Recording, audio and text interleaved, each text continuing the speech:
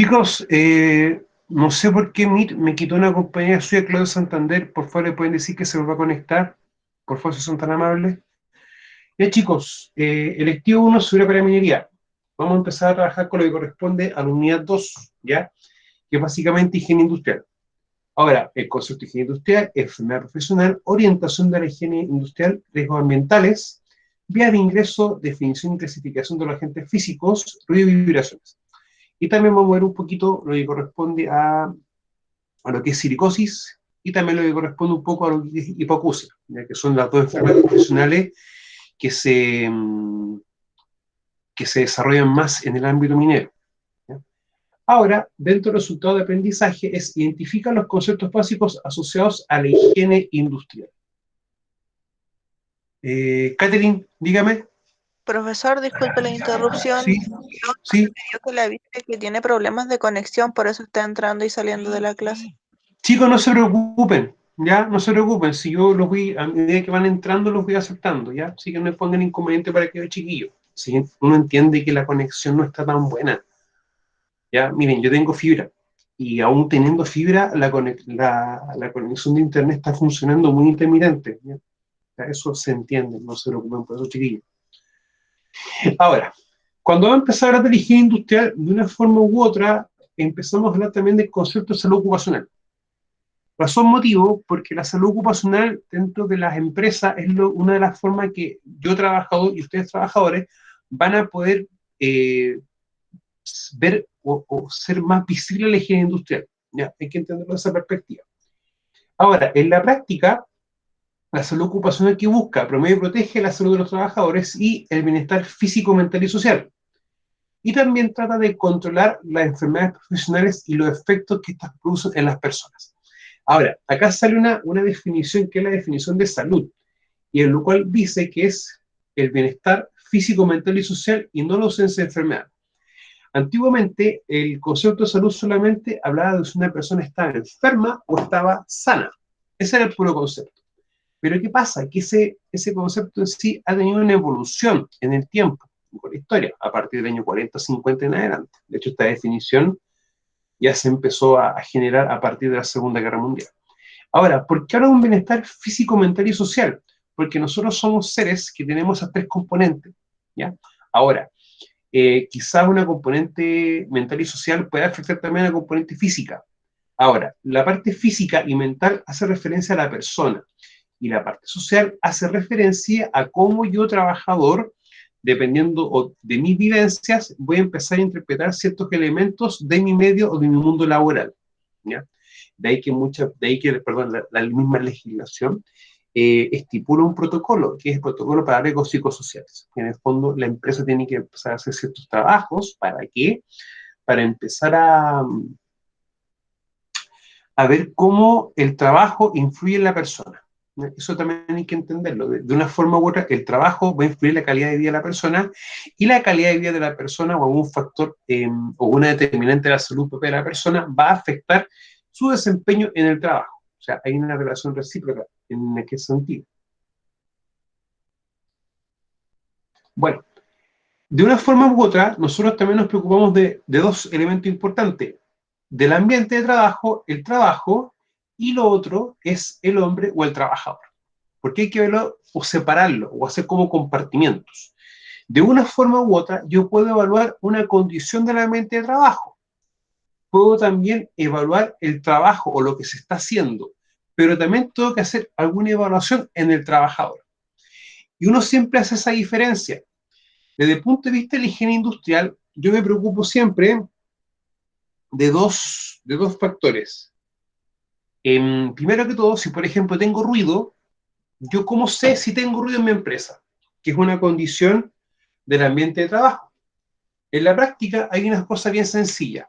Yo coloco dos trabajadores a una distancia inferior de 1 metro, y si para que ellos se puedan escuchar tienen que gritarse, ya estamos nosotros presentes ante el agente ruido, la gente que produce la famosa hipoacusia de erosión solar, o la sordera profesional, como se le conoce de una manera más coloquial. Ahora, yo para ver eso realmente debo hacer una medición de ruido en el ambiente de trabajo, o sea, medir el ambiente en sí. De igual forma, cuando eso sucede, yo también tengo que ver qué efecto o qué consecuencias está produciendo en el trabajador. Yo por ese lado, ¿qué debo hacer? Es hacerle una audiometría.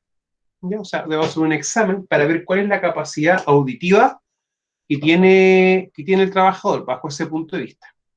Ahora, el ambiente de trabajo es el conjunto de condiciones que rodean a la persona y que directa o indirectamente influyen en su estado de salud y en su día laboral. Y el trabajo es toda actividad que el hombre realiza de transformación de la naturaleza con el fin de mejorar la calidad de vida. De ahí que el trabajo, en el fondo, también va a generar ciertos beneficios, va a dar un beneficio, le reditúa un beneficio a la persona, que en el fondo es un beneficio económico, y no solamente lo económico, también un beneficio, una satisfacción personal que tiene la persona. Sin embargo, chiquillos, esto nunca hay que olvidar, que yo voy a evaluar ciertas condiciones del ambiente de trabajo y también voy a evaluar a la persona que realiza un trabajo en sí. Ahora, hay ciertas metodologías para evaluar riesgos que, por ejemplo, están orientados a la cantidad de movimiento, los tipos de movimiento que hace una persona. Si son, por ejemplo, rápidos o son lentos, o implica, por ejemplo, tenéis que hacer un efecto pinza, que ya son evaluaciones de riesgo, pero ya de la postura de la persona. Que eso, de una forma u otra, se aleja un poco de este campo de acción. Ahora, la importancia de la salud ocupacional, chiquillos, viene dado, ¿en qué sentido? De que permite educar al personal, ¿ya? O sea, siempre para mí lo primordial es la educación, es la base de. O sea, yo trabajador, ¿cómo sé si correr un riesgo? Primero sabiendo que es un riesgo y sabiendo también cuáles son los riesgos que yo estoy expuesto. Y si estoy expuesto a ruido, ¿qué es lo que tengo que hacer? O, por ejemplo, estoy expuesto a polvo, por ejemplo, con una cantidad de sílice. O también puede ser que estoy manipulando con un producto químico. Y eso es lo importante, saber a qué estoy expuesto y cómo lo debo controlar. Bueno, capacitar en los factores de riesgo, efectos sobre la salud y cómo corregirlos, prevenir, detectar precozmente las enfermedades comunes y las profesionales, ubicar al trabajador en el cargo acorde con sus condiciones psicofísicas y hacer un seguimiento de los trabajadores para identificar y vigilar a los expuestos a un riesgo específico. Y acá, chiquillos, lo vamos a tener un poquito. Cuando yo quiero ubicar a un trabajador de acuerdo a acorde con sus condiciones psicofísicas, acá viene, por ejemplo, el tema de los exámenes. Cuando una persona va a entrar a un trabajo, aparece el famoso concepto de examen preocupacional. Pero ya cuando la persona está trabajando, se hace un examen ocupacional. El primero es para vigilar y ver si el trabajador tiene la actitud física y en el fondo la actitud de salud para hacer su trabajo. Y el examen ocupacional es para ver cómo los riesgos que está expuesto el trabajador de una forma u otra están afectando su salud. Por eso es importante tomarlo en cuenta bajo ese punto de vista. Chicos, alguien está levantando. Eduardo, dígame. O sea, el preocupacional generalmente es para, o sea, cuando te vas a trabajar a faenas mineras en altura o... No necesariamente faena. No necesariamente. ¿Ya? Mira, me explico. Yo, por ejemplo, voy a trabajar en una empresa que se dedica a realizar, por ejemplo, conexiones eléctricas, pero justo en alcantarillado. Bajo ese punto de vista, ¿yo puedo meter a un trabajador directamente a eso o tengo que verificar algo en su estado de salud? Profe, disculpe, no lo escuché el último. Ya. Por ejemplo, tengo una persona que tiene que hacer trabajo en alcantarillado. ¿Esta persona es llegar y colocarla o yo tengo que ver algo en específico? No, tiene que ver si está, primero si está habilitado para hacer ese tipo de labor, obviamente. Sí. Y en ese aspecto, yo tengo que ver tanto el examen físico de salud, que de hecho cuando uno lo solicita, uno pide, por ejemplo, que se haga un examen específico para ver si la persona puede trabajar en un espacio confinado, como aquello.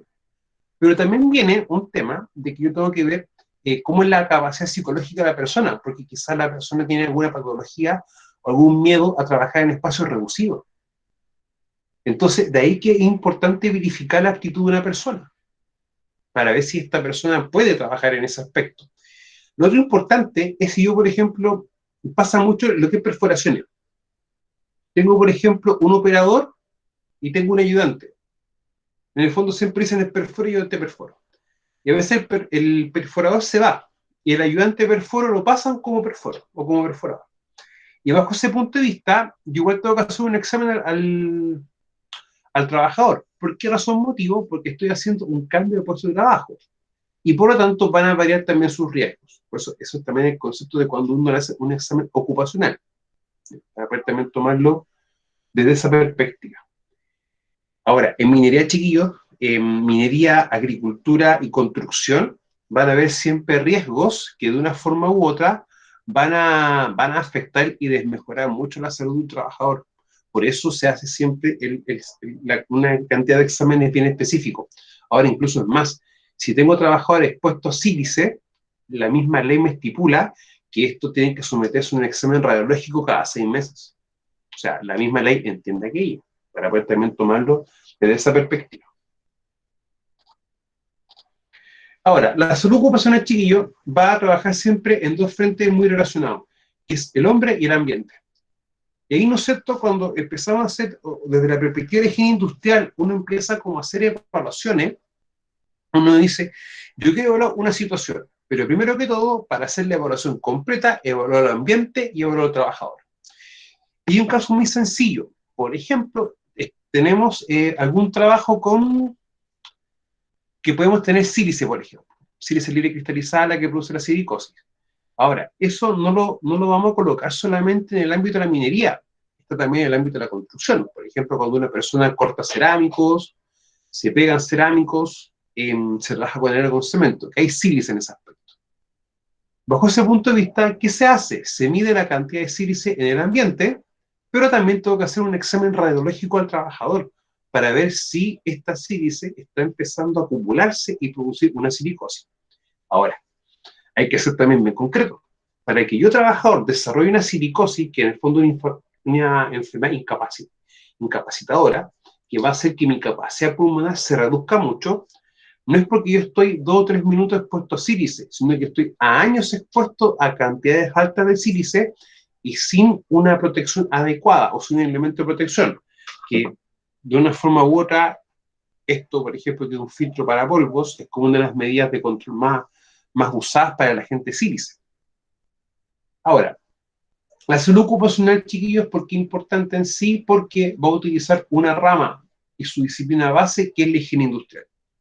De ahí que vamos a empezar a trabajar la higiene industrial o algunos aspectos importantes de esta rama, de la prevención de riesgo en sí. Que de hecho es como una de las ramas que menos, no sé si por un tema de costumbre o poca costumbre, pero uno siempre, cuando trabaja con un experto en prevención de riesgo, ¿cómo se llama? Se enfoca mucho en la seguridad, a que si, por ejemplo, tenemos una correa, colocar las protecciones, si tenemos riesgo de incendio, los extintores, etc. Pero lo que es higiene industrial, no lo toman a veces tanto el peso, ¿ya? Para poder tomarlo en cuenta.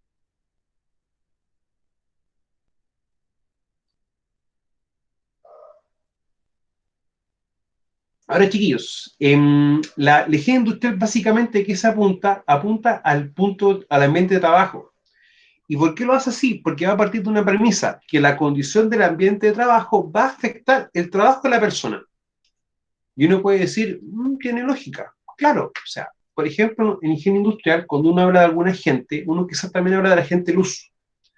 Y uno se preocupa de qué cosa, de ver, por ejemplo, el tipo de trabajo y el tipo de luz o la intensidad que nosotros tenemos. Y para eso hacemos una medición y tratamos después de controlar o llegar a una luz, una intensidad de luz que sea adecuada. En el caso de los que hacen trabajo con metalurgia, o análisis químico, o algún elemento, una actividad relacionada con aquello, tienen que tener cierta calidad de luz para poder hacer todos sus procesos como corresponde. Ahora, claro, la premisa es esa, que un factor ambiental va a crear o contribuir a generar situaciones de riesgo y que pueden ser identificadas y evaluadas para poder tomar las medidas necesarias para corregir tal condición. Cuando nosotros en seguridad empezamos a ver el tema de las medidas de control, o las nombramos un poco, hablamos de medidas de control de ingeniería, de administración y elementos de protección personal. Esas como concepto también se aplican a la higiene industrial. Ahora, en la forma en que quizás uno la aplique, van a ser un poco distintas.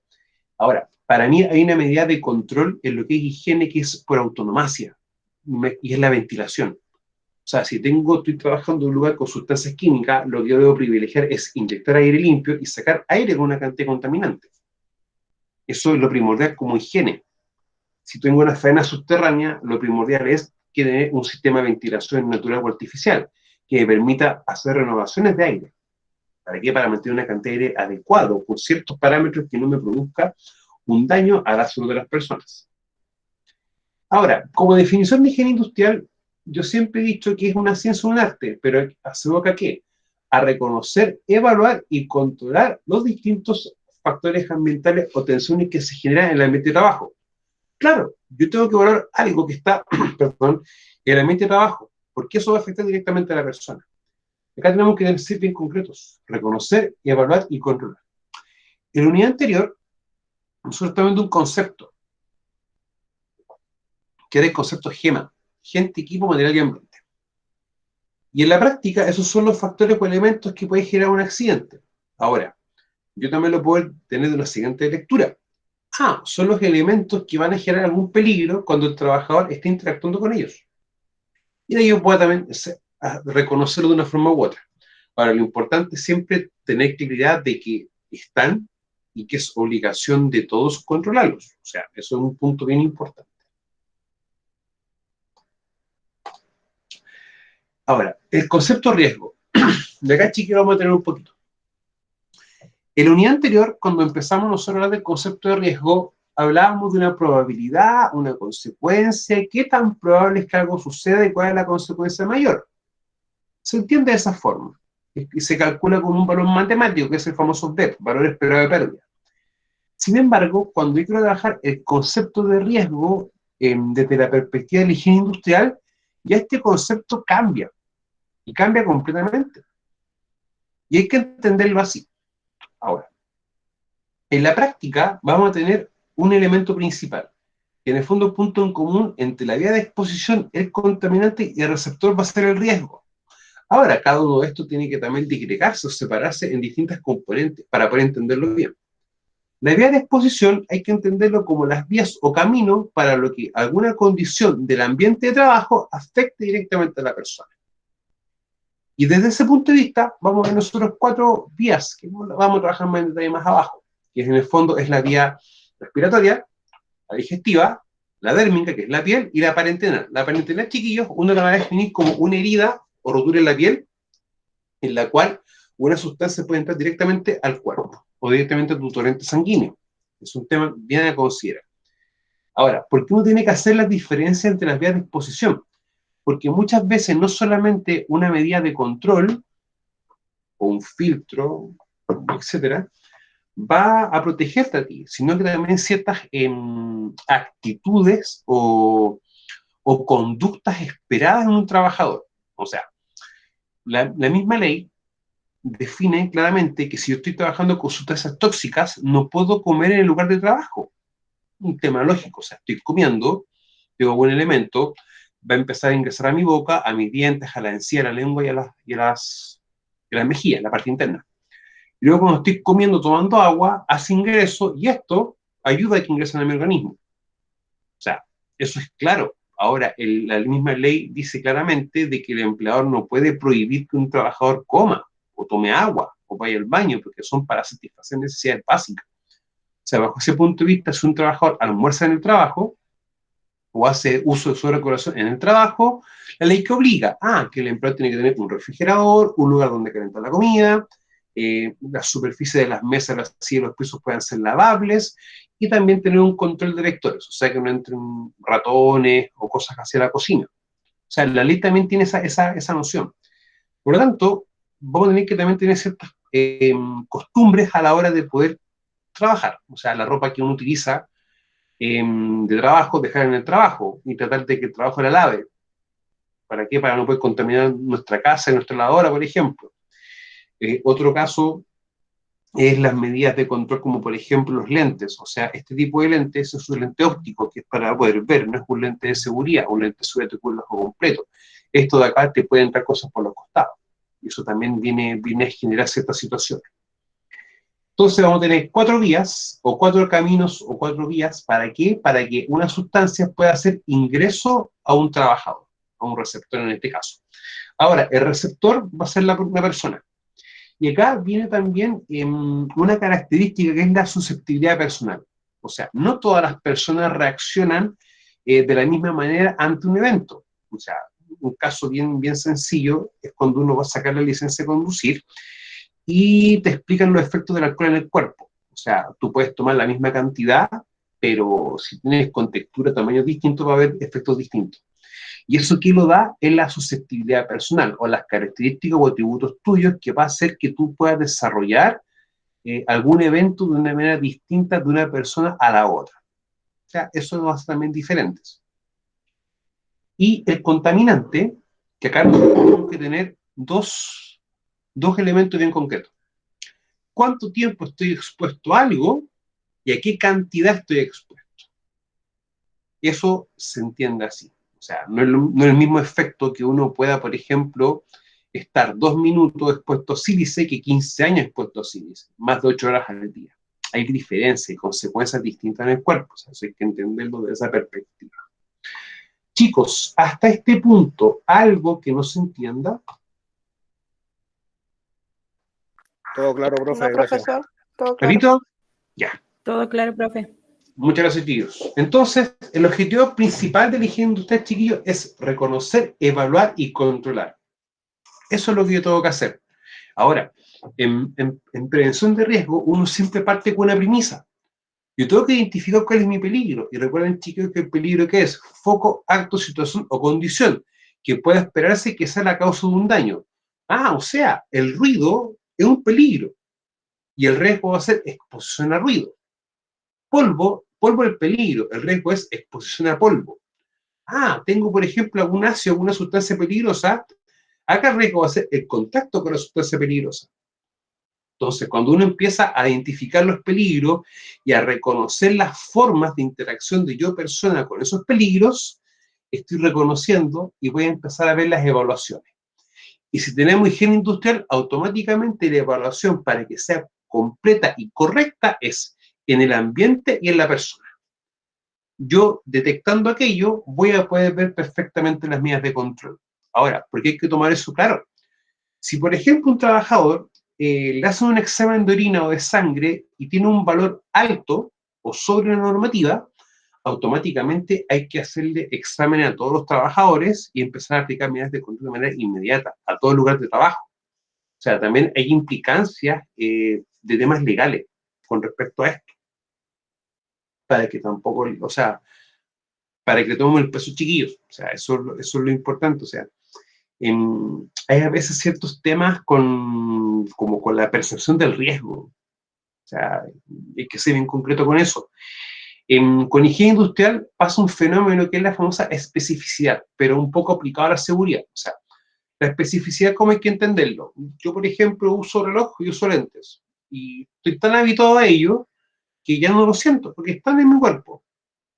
Algo similar también pasa, por ejemplo, con los anillos, con los aros, con los colgantes, con los collares. Pero en seguridad pasa algo muy similar.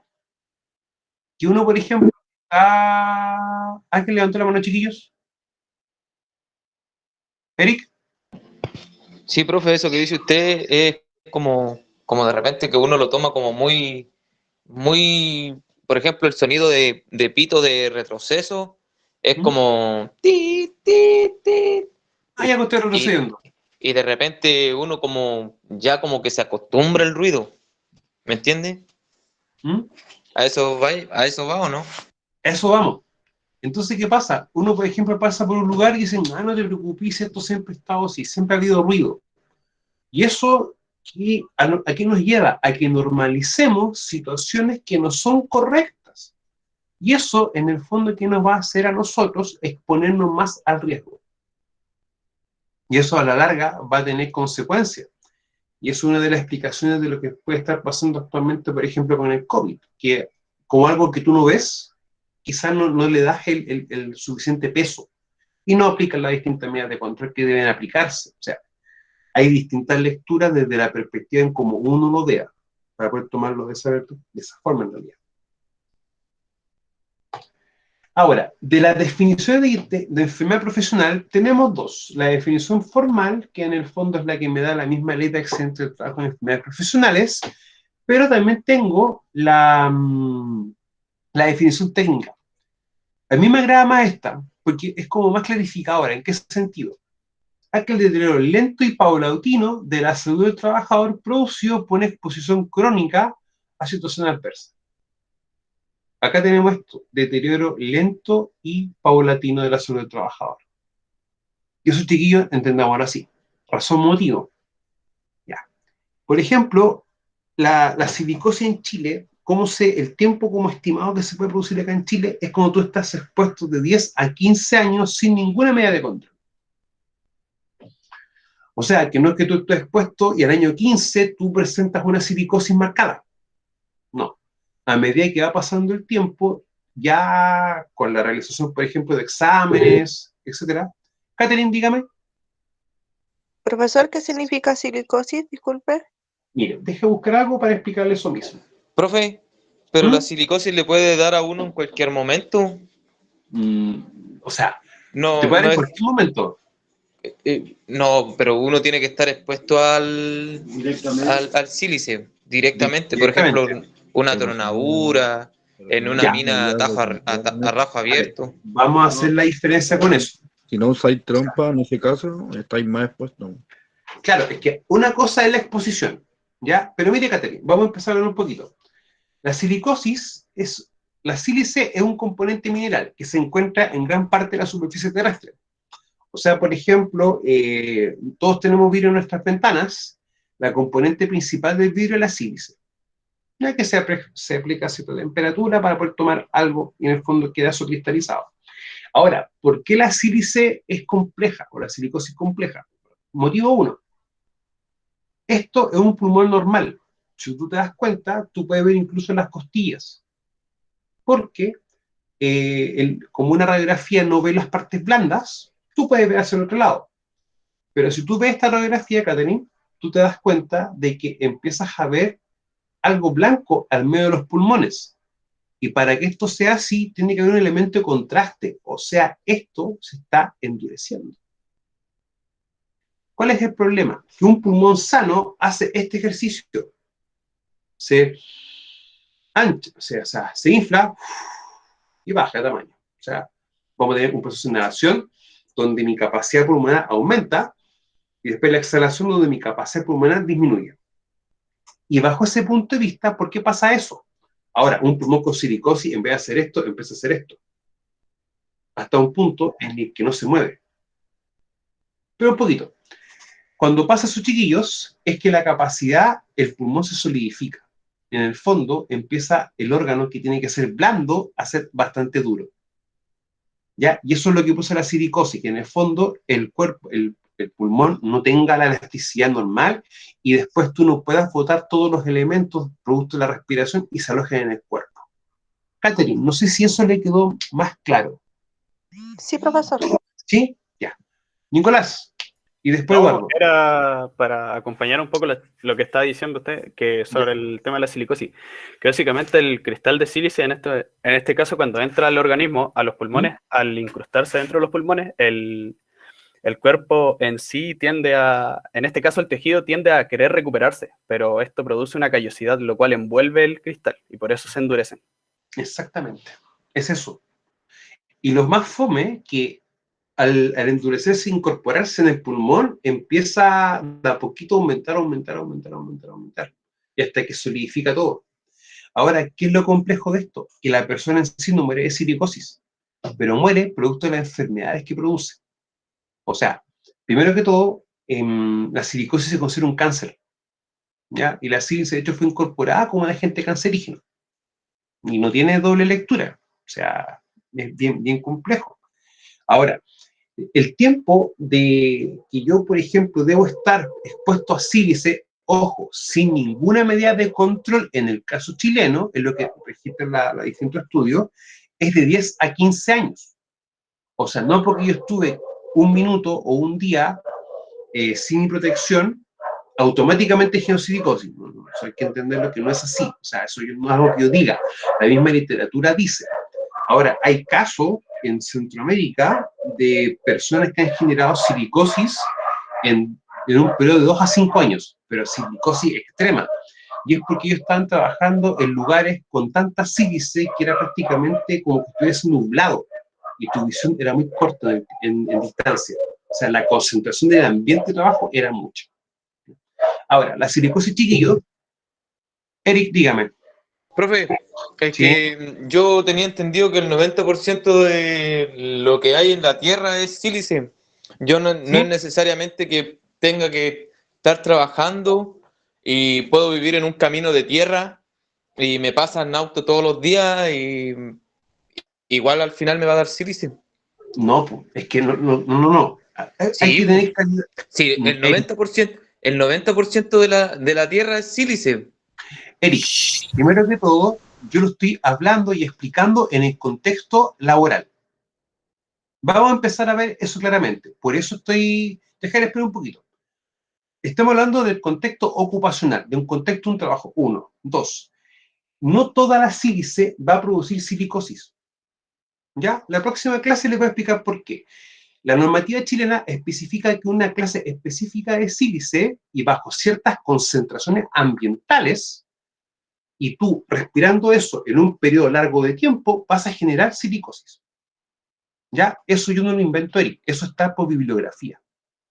Y de hecho, si uno revisa, por ejemplo, el Plan ESI, que es el Plan Nacional de Erradicación de la Sílice, y cuando hace el cuadro de explicación y desarrollo de la enfermedad, te explica todas las características que se dan en el caso chileno para poder generar silicosis. Ahora, la sílice en sí se considera un agente neumoquinótico o neumoquinógeno, dependiendo de cómo lo diga la literatura, porque salen los dos términos. ¿Y eso qué implica? Que hay distintos agentes del ambiente laboral o incluso de cualquier tipo de rubro que van a generar cierta afectación a los niveles de pulmones. Y eso puede generar una enfermedad que es un asma ocupacional. Hay un asma ocupacional que es muy conocida, que es el asma que desarrollan los panaderos, de que el grano o el tamaño de la harina tuvo un aumento en el tamaño. ¿Ya? Por eso. El otro asma ocupacional viene en relación, por ejemplo, con los veterinarios, con la gente que trabaja en mataderos, por ejemplo, de aves, etc. Ya, la fibrosis es otro tipo de cosa, ya que se produce una ruptura en las fibras pulmonares. Entonces, hay que ser bien concreto. O sea, yo sé que hay distintos agentes, pero tiene que darse características puntuales y específicas para que genere una neumoconiosis. Ahora, el cuerpo humano tiene mecanismos de defensa bien sencillos, y uno son las mucosidades. O sea, cuando uno está en un lugar con mucha tierra, tú empiezas a estornudar, porque en el fondo es un mecanismo de reacción. Y pasado un tiempo, un momento, ¿qué sucede? Tú te suenas y tus mucosidades están de color oscuro. Es porque un mecanismo que en el fondo las mucosidades atraparon el polvo. ¿Ya, Eric? Ya, Jaira, usted me está haciendo una consulta, después viene Nicolás. No, solamente quería decir que era lo que usted estaba explicando sobre la concentración a lo que estamos expuestos, el daño que nos van causando los componentes.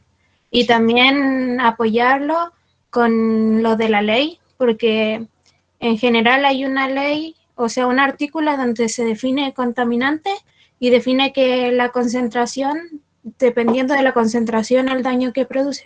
Miren, si usted ve en la PPT que está acá, que de hecho la PPT se la que tengo descargado el día de ayer, acá me aparecen los 4 tipos de sílice y las concentraciones que tiene que estar ambiental para generar una silicosis, ¿ya? Pero por un periodo de una cantidad específica de años. Nicolás, dígame usted. No, pero siga nomás. Fue un error mío que se apretó ahí. No se preocupen. Ya, chiquillos, entonces volviendo a lo que estábamos trabajando recién.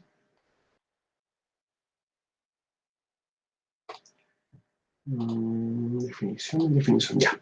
Entonces, chiquillos, esto es lo más correcto, deterioro lento y paulatino de la salud de un trabajador. Ahora, hay distintas enfermedades profesionales que uno persona, uno trabajador y un experto en prevención también se da cuenta de aquello. O sea, cuando uno trabaja en plantas que producen, por ejemplo, concentrado de cobre o tienen distintos procesos como molienda, chancado primero, segundo, terciario, flotación, etc., uno le hace distintas preguntas a los trabajadores al final de la jornada de trabajo. Como por ejemplo, oye, después de trabajar te duele mucho la cabeza o llega a tu casa con un silbido y ese silbido al día siguiente permanece. Son como preguntas de control que uno hace. Y lo otro, distancia de 1 metro, si yo debo gritar para que me escuche, ya tenemos una exposición a ruido. Entonces, es importante que entender de que ciertos agentes, al estar expuestos, van a producir daño en nuestro cuerpo, de una forma u otra. Ahora, se van a manifestar en periodos de tiempo. ¿Ya? O sea, eso es lo importante. Y de ahí que uno diga que el tiempo es la diferencia entre un accidente de trabajo y una enfermedad profesional. El accidente es inmediato. La enfermedad profesional tiene que pasar un tiempo para poder desarrollarse.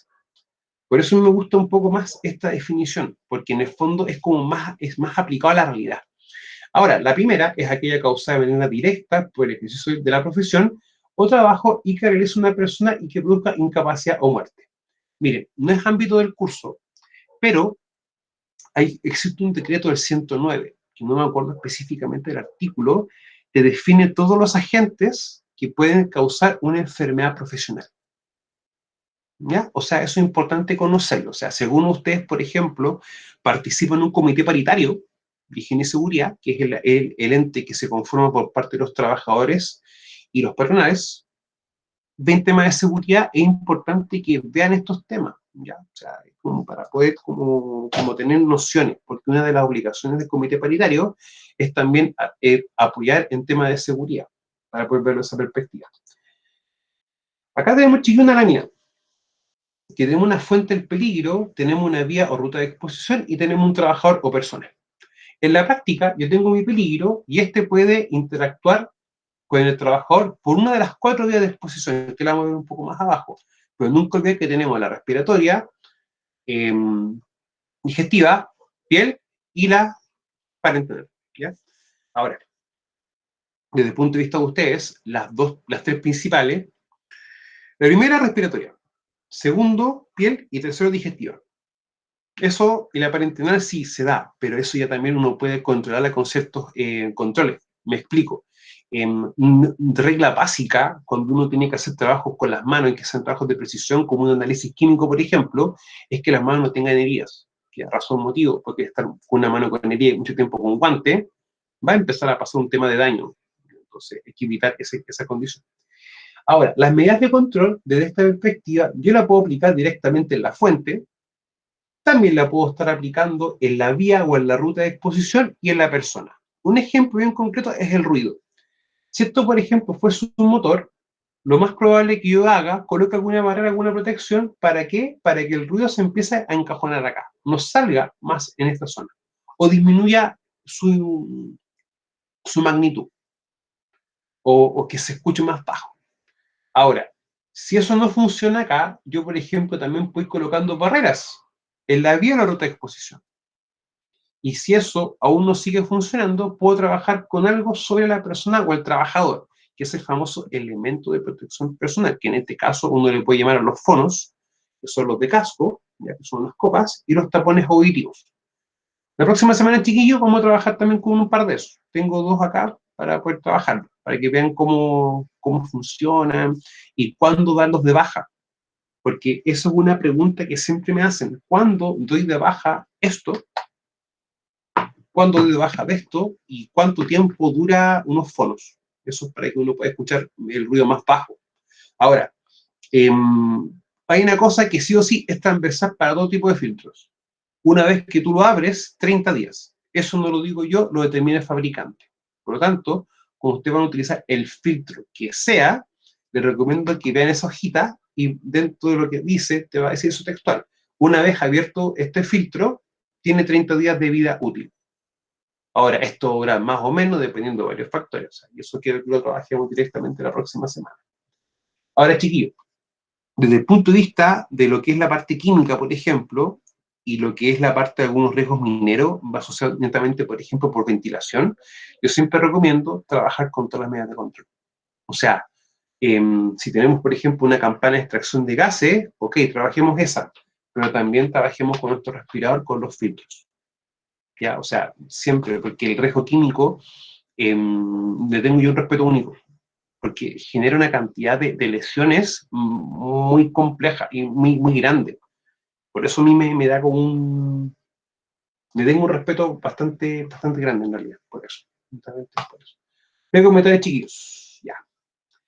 Miren, mi respeto con los agentes químicos viene por algo. La cantidad de accidentes que ocurren en la casa, en el trabajo, es más en la casa que en el trabajo. 1. Segundo, una cantidad importante de accidentes químicos viene asociada a intoxicaciones, y eso viene por una mala práctica en la casa. O sea, es muy normal que alguien quiera preparar un líquido para poder limpiar y lo utiliza una botella. Tenemos una práctica que no se debe hacer tampoco en los trabajos. Y así uno empieza su homicidio. Por eso que y aparte viene un concepto que es como, yo lo estoy utilizando en la casa, por lo tanto no me va a hacer daño. Un producto de limpieza o un desengrasante es lo mismo acá que en el trabajo. O sea, no saquemos no apliquemos ese concepto en realidad. Bueno, los riesgos ambientales que pueden afectar a la salud de los trabajadores son muy numerosos, son muchos, ¿ya? Lo que hace indispensable es su clasificación para facilitar su estudio.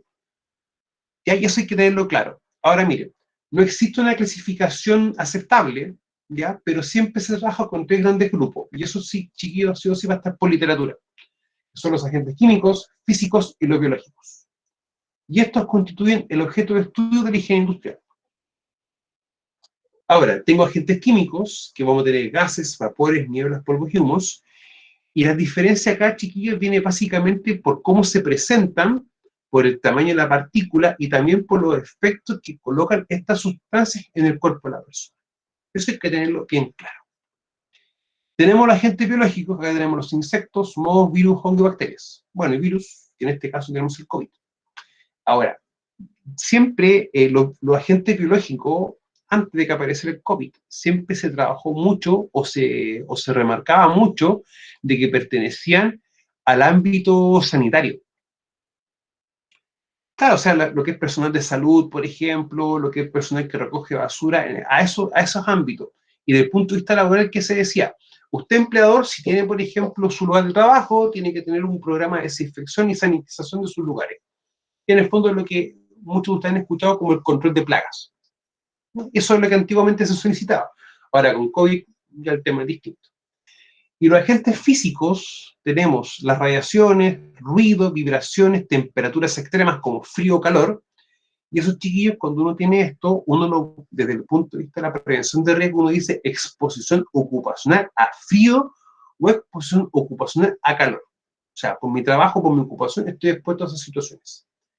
Y también las presiones extremas, como las presiones asociadas a los buzos y las presiones asociadas a gran altura geográfica.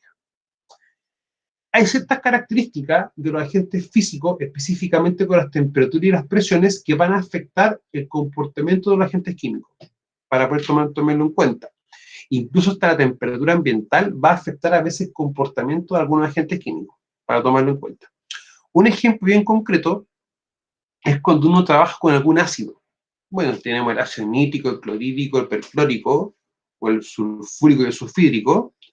Esos 5 tipos de ácidos, que son ácidos bastante, que tienen características bien importantes. O sea, el nítrico, ustedes saben que el nitrógeno, grupo 5A, tiene valencia 3 y 5, puede formar nitroso nítrico.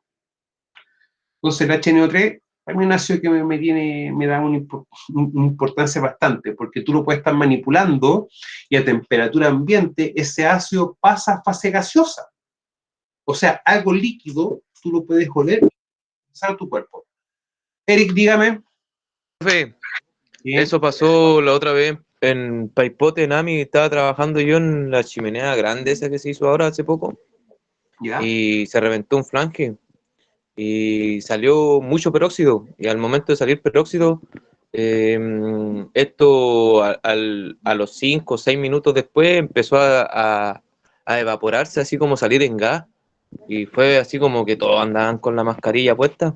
Salió un olor así como súper fétido. Sí, hay ciertas características, sustancias que pasa eso. Eduardo, dígame usted.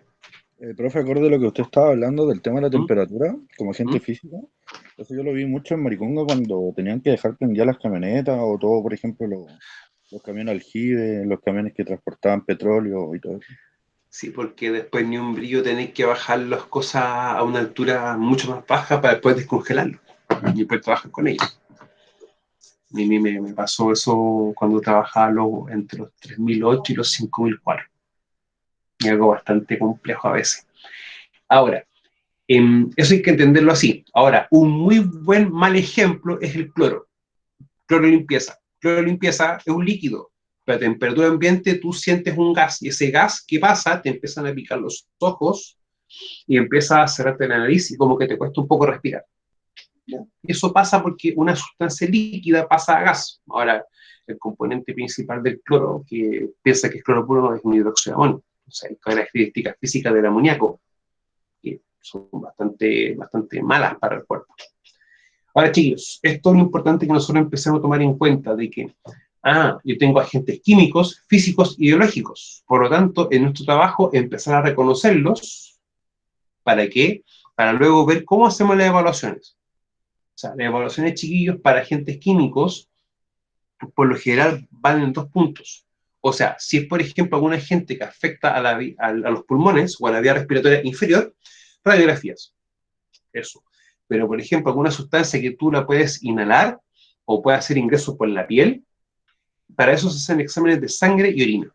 ¿Ya? Eso es como lo principal que uno tiene que tener, porque esas son las formas en que tú puedes pesquisar que una persona está expuesta a una sustancia y si hay una concentración que bota en la orina, va a haber un efecto, o en la sangre, va a haber un efecto. Entonces eso es importante tomarlo en cuenta, porque eso va a gatillar una serie de procesos, que eso igual es complejo a veces desde el punto de vista legal, o sea, a veces tan complejo que incluso puede llegar hasta paralizar una faena o una parte de una empresa completa.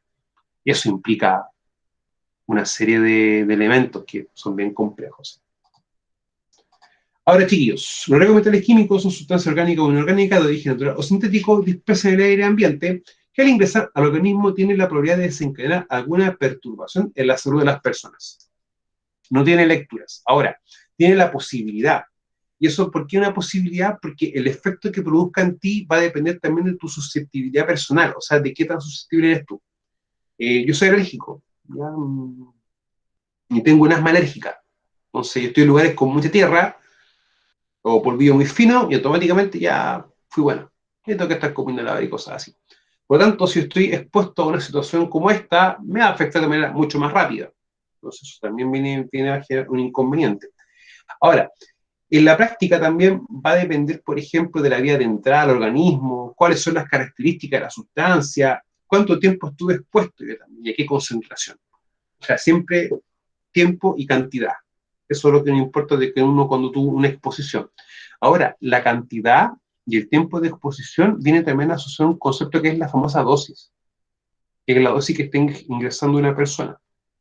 Ahora, la próxima semana, chiquillos, pregúntenme, quiero explicar algo que se llama el mecanismo de acción. No quiero verlo bajar la próxima semana porque para no incorporar más conceptos nuevos a veces. Bueno, para su estudio, estas sustancias pueden abordarse de 2 puntos de vista. Y más abajito me das cuenta que va a haber incluso un tercer punto de vista.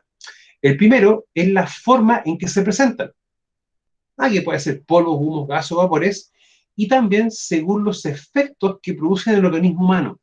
O sea, yo estoy expuesto a una sustancia que puede ser de estas características, un humo, un gas, un vapor, y que yo al estar expuesto puede generar un efecto en mí. Y ese efecto puede ser alguna sustancia irritante, corrosiva, asfixiante o tóxico.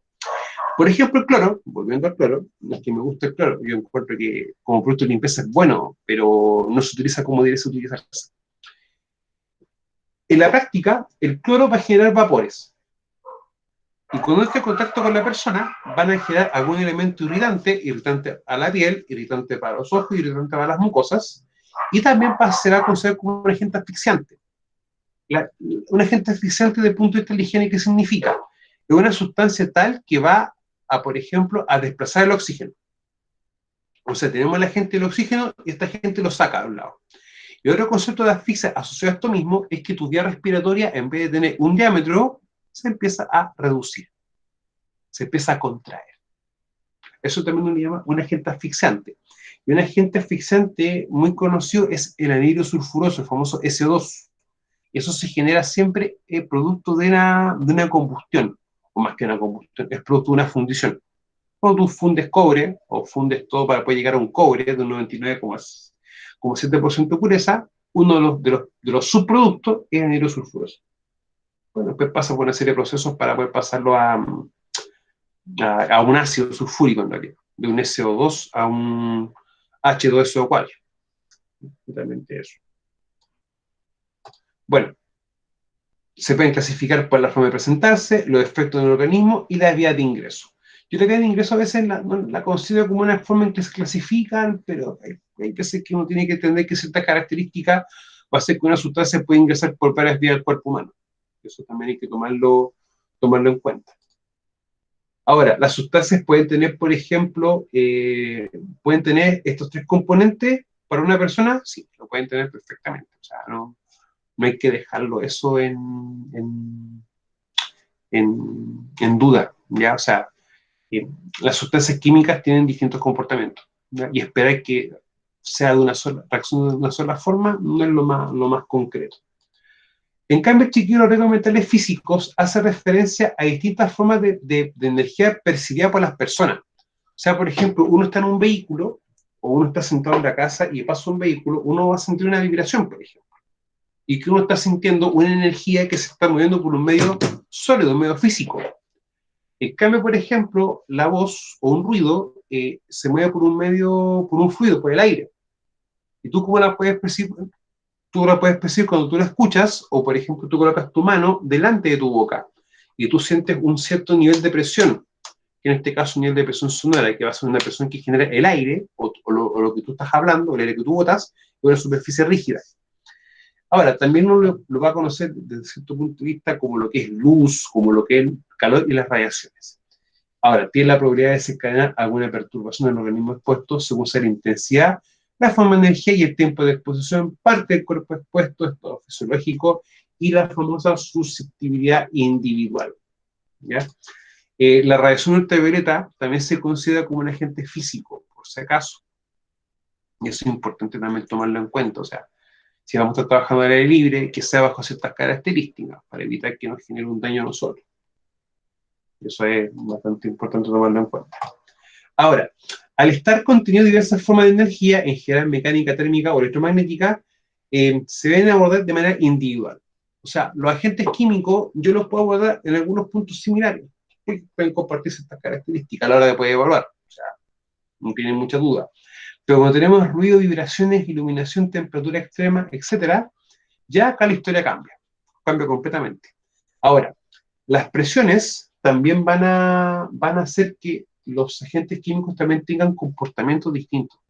O sea, entre más altura yo trabajo, por lo general uno trabaja en sistema de turnos, tú trabajas más tiempo.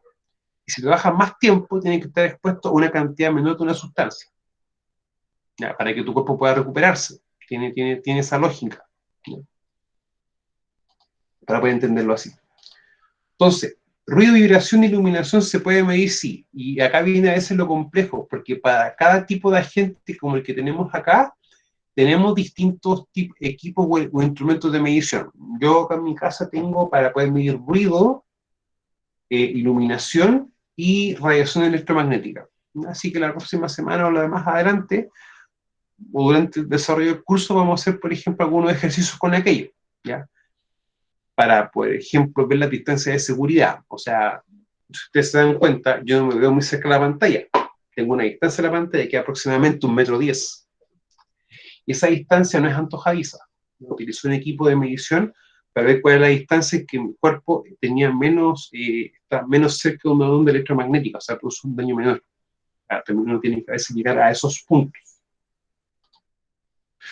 Ahora, para efectos de curso, estos son los agentes ambientales físicos, chiquillos. Ruido, vibraciones, temperatura, iluminación, radiación y las presiones. También las presiones, chiquillos, a mayor altura hacen que las partículas de oxígeno estén más dispersas. Por lo tanto, eso le cuesta a uno mucho más respirar. Ahora, eso empieza a producir ciertas modificaciones o adaptaciones en el cuerpo humano. La primera es que aumentan los glóbulos rojos. Los glóbulos rojos se encargan de poder captar oxígeno y transportarlo por todo el cuerpo humano. Pero, si tengo más glóbulos rojos, empieza a disminuir algo los glóbulos blancos. Por lo tanto, también empiezo a disminuir mis elementos de defensa ante una enfermedad. Y eso también a veces va a generar cierto detalle, para poder tomarlo también en cuenta. Es también que la sangre se ponga más espesa, ¿ya? Porque aumenta la cantidad de glóbulos rojos. O sea, el cuerpo humano tiene esas adaptaciones. Bueno, los riesgos ambientales biológicos por lo general se consideran organismos vivos de origen animal o vegetal, microscópicos. Y al ser microscópicos no son de fácil visión, o sea, nosotros no lo podemos ver tan sencillo. ¿Por qué no lo podemos ver? Porque nuestro ojo no tiene esa capacidad para ver cosas tan pequeñas. Necesitamos algún equipo que permita aumentar para poder ver aquello. Ahora, esto es importante, sí, desde el ámbito laboral, no solamente el COVID, sino que todas las situaciones o condiciones que evitan que nosotros podamos contraer, por ejemplo, alguna enfermedad producto de algún vector, como por ejemplo algún ratón. En el caso del sur es muy conocido el anta. Y en el caso de la zona norte, por ejemplo, el tema social mal de Chagas. Entonces, vamos a tener también condiciones geográficas distintas que nos van a generar también algunos riesgos biológicos diferentes, para poder tomarlo también en consideración. Bueno, donde podemos encontrar los riesgos ambientales biológicos, ¿ya?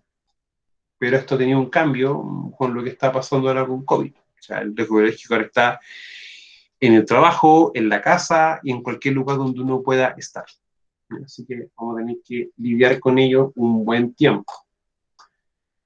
Bueno, el tema importante con esto es que al ser pequeños no se perciben tan sencillo, ¿ya? Y hay que dejarlo bien enmarcado de que se generan también por la materia orgánica. O sea, muy importante que en los trabajos también evitemos mantener materias orgánicas acumuladas mucho tiempo, para que no se genere una descomposición u otros elementos, perfectamente considerable.